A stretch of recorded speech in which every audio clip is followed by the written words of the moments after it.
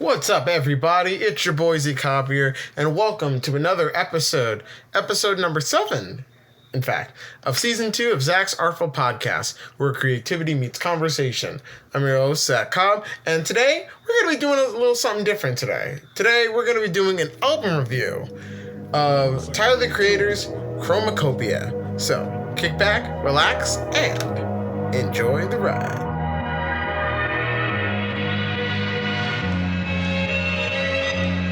Yo, what is up, everybody? I hope you are having a wonderful day. It's great to be back as always. You know, I thought I'd try something new out with today's episode. You know, I love music. I just love everything about music. I enjoy talking about it. I enjoy talking about other people who do music. You know, I love talking about music with other people that also do music. You know, it's just, music in general is just such a nice release from life, you know? It's just a nice form of escapism for me. So, you can only imagine the excitement that I felt when Tyler dropped the trailer for his now 8th studio album, Chromakopia, which dropped on the 28th of last month. And I was super excited. I've been a long time Tyler fan since Flower Boy, and that album really is still one of my all-time favorites. Loved his production, loved the lyricisms of growth and maturing into a different person and discovering yourself. I love that project so much, and then onward, I went on to listen to his previous stuff, The Bastards, The Goblin, the Wolves, the Cherry Bombs, all that stuff. And, you know, they're definitely, some were better than others, for sure. It definitely, what I've always liked about Tyler is his ability to change and evolve his sound throughout his work while still being himself, and just creating these new evolutions within his discography. And I always thought it was interesting. So going into this album, you know, I was already seeing a new character that he had developed for the project, and all the possible theories of like what it represents for the album and like who is going to feature on it, all that stuff. And then it dropped, and so I've listened to this album 2 times, and to get a full grasp of the concept and what it's about. And absolutely, I loved it. Fantastic. Fantastic album.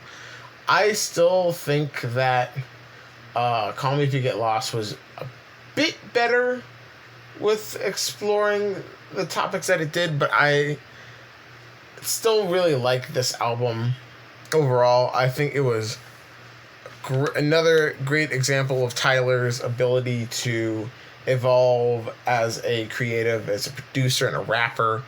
Because, man, there's some great quotables on this album, both from Tyler and the huge amount of guest artists that are featured on this project. Speaking of which, I want to get into that. The features on this thing. And, of course, him trolling everyone on Twitter saying that there are no features, when that was clearly not the case. When Willow Smith was heard on backing vocals on the first single, Noid. Like, there are a lot of really cool samples on this album overall. There's a really sick drum flip of Drop It Like It's Hot, and of another Pharrell song on the track, Darling I, featuring Tizo Touchdown, which was really slick. Daniel Caesar might be the MVP of this album for me, honestly. His harmonies are so on point with especially the opening tracks in Chroma and Take Your Mask Off with Latoya Williams. Oh man, he killed it. He killed it on there. Standout song for me personally, my favorite was Sticky featuring Glorilla, Sexy Red, and Lil Wayne, which on paper is like the weirdest idea ever. And in execution, it is weird, but like it just works. It works surprisingly really well for a song idea like that. Another highlight for me, the song Like Him featuring Lola Young. That I feel is like Tyler's peak for me. Like emotionally, this is his strongest emotional song that he's ever had in his discography. That song is fantastic. Like in terms of him discussing his relationship with his father and wondering if he looks like the person that he's never known all his life.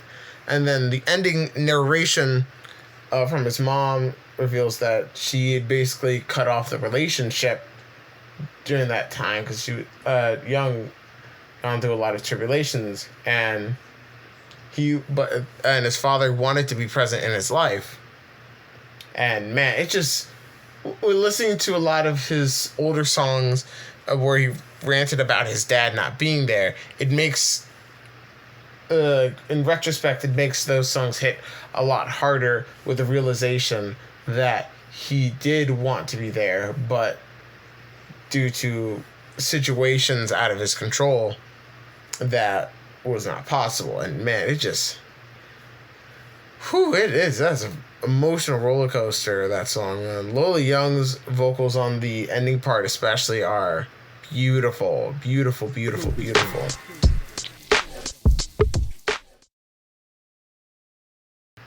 And then it transitions into Balloon featuring up-and-coming rapper Doechii, which might possibly have one of the best lines ever.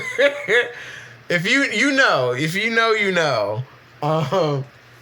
But yeah, well, there are definitely a lot of great stuff on here. There are some songs that I do feel like might not be put on repeat for me, either because I don't think it reached the idea that it thought it wanted to go towards, or I think it could have been executed a little bit better. I think personally, I Hope You Find Your Way Home was kind of a weak ending track, personally. I didn't really feel a lot of the emotions that it was trying to reach for. And the synth work on that one is not as strong as the other songs on the album were. I also, Judge Judy was definitely a grower song for me. Like, I didn't care for it on first listen, but I enjoyed the really cool, really powerful story that it told. But yeah, overall, this was a really, really, really great album. Definitely possible album of the year contender. I still have a lot of albums to listen to. I still have yet to listen to Brat or the new Billie Eilish. There's so much stuff that came out this year, y'all. Like, pray for a brother, you know? There's so much going on out here in this music stuff, man, and it's almost the end of the year. So I got to get this end of the year list going. But yeah, that is my review of Chromakopia by Tyler, the Creator. Score 4 out of 5. Now, before we head off today, I want to give out a recommendation of the day. So, today's song recommendation comes from a song that I didn't even know that, like, I needed to hear. But, like, man, this one's a vibe. Check out In the Living Room by Maggie Rogers. Maggie, for those who don't know, Maggie Rogers is a indie singer-songwriter who blew up around the 2010s. There was a viral video of her presenting a then unfinished song of hers to Pharrell Williams at musical showcase at NYU, and Pharrell was like stunned, like in amazement of this song, and essentially she ended up blowing up overnight when the song was finally released. And y'all, she is so good. She is such a fun energy around her. Her pen game is so good. Like, her singing voice is so unique and warm, inviting. So I definitely check out her new song, In the Living Room. But that will do it for today's episode. If you guys like this, make sure you guys like, comment, subscribe, share the podcast with your friends to get the buzz going on. You know what I'm saying? More possible music reviews to come out. Next episode, we will be discussing Schoolboy Q's Blue Lips. I will definitely have a lot of stuff to say about that album, but I will save it for the next episode. So, until then, this has been Zach's Art-Ful Podcast, where creativity meets conversation. My name is Zach Cobb. Thank you, and take care.